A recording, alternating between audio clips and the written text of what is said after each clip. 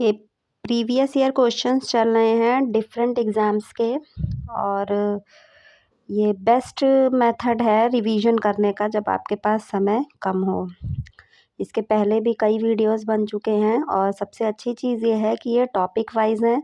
उस टॉपिक से कितने इम्पोर्टेंट क्वेश्चंस हैं जो आए हुए हैं वो हम इसमें देख रहे हैं। और पॉलिटी का चल रहा है, ऐसे धीरे धीरे करके हम सारे सब्जेक्ट कवर कर लेंगे। ठीक है, उम्मीद है आपको ये पसंद आ रहा होगा। पॉलिटी सबसे इम्पॉर्टेंट भी होती है, इजी भी होती है।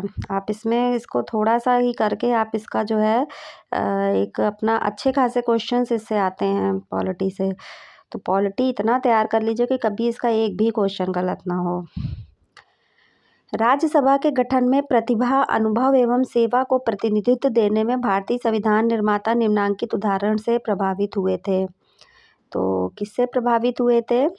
जो अभी बताया था इसके पहले वाले वीडियो में कि राज्यसभा में जो चयनित होते हैं अपनी प्रतिभा के कारण, एक्सपीरियंस के कारण, सर्विस, तो वो आयरिश गणतंत्र से लिया गया, आयरलैंड से। हम न्यायिक पुनरावलोकन की व्यवस्था देखते हैं। न्यायिक पुनरावलोकन ये कहाँ से है? अमेरिका से है। ठीक है, तो न्यायिक पुनरावलोकन की व्यवस्था भारत और यूएसए दोनों देशों में है। इसके अंतर्गत न्यायालयों को शक्ति है कि वह विधानमंडल के कानूनों तथा कार्यपालिका के आदेशों की जांच कर सकते हैं। यदि ये कानून अथवा आदेश संविधान के विरुद्ध हों तो उनको असंवैधानिक एवं अवैध घोषित कर सकते हैं। भारतीय संविधान द्वारा उच्चतम न्यायालय तथा उच्च न्यायालयों को अनुच्छेद 13, 32 और 226 में न्यायिक पुनरावलोकन की शक्ति प्रदान की गई है। ठीक है,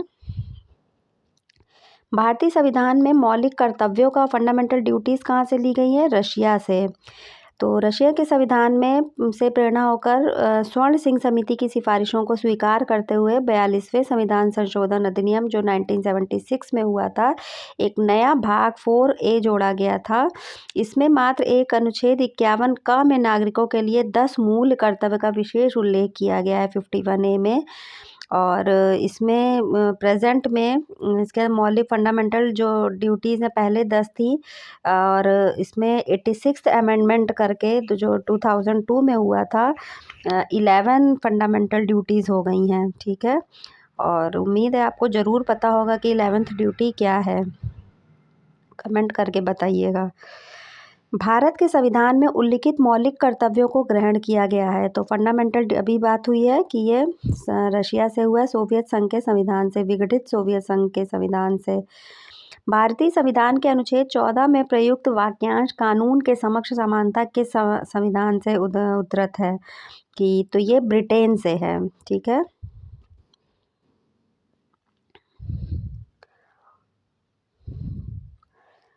व्यक्ति को कानून के समक्ष समता या कानून के समान संरक्षण से वंचित नहीं करेगा। कानून का समान संरक्षण शब्दावली अमेरिका के संविधान से लिया गया है।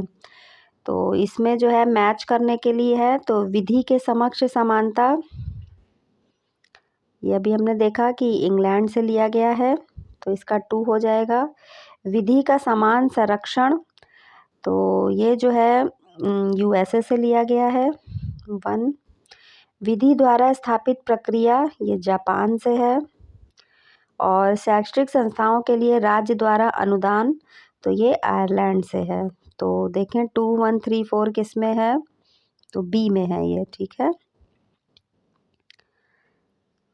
भारतीय संविधान के स्रोतों की दृष्टि में निम्न में से कौन सा युग्म सही रूप से संबद्ध नहीं है, पूछा है। कनाडा से यूनियन शब्द लिया गया है, अमेरिका संविधान से न्यायिक पुनरावलोकन, ब्रिटिश से संसदीय व्यवस्था, ऑस्ट्रेलिया के संविधान में संशोधन की प्रक्रिया। तो यही वाला गलत है, डी वाला। संशोधन की प्रक्रिया कहाँ से ली गई है? साउथ अफ्रीका से। ठीक है, ऑस्ट्रेलिया में संविधान से संवर्ती सूची ली गई तथा संशोधन की प्रक्रिया साउथ अफ्रीका से ली गई है। भारत में संघ राज्य संबंध में समानता पाई जाती है। संघ राज्य संबंध ऑस्ट्रेलिया क्या होगा इसका? देखिए ज़रा कोड क्या, ऑस्ट्रेलियाई संविधान और कनाडाई संविधान, ये दोनों हो गए इसके, कि इसमें जो है संघ राज्य संबंध में समानता पाई जाती है। ठीक है, सॉरी 2 और 3 इसका आंसर होगा। कनाडियाई, ऑस्ट्रेलिया नहीं होगा, कनाडा का और भारत सरकार अधिनियम 1935 में। ठीक है,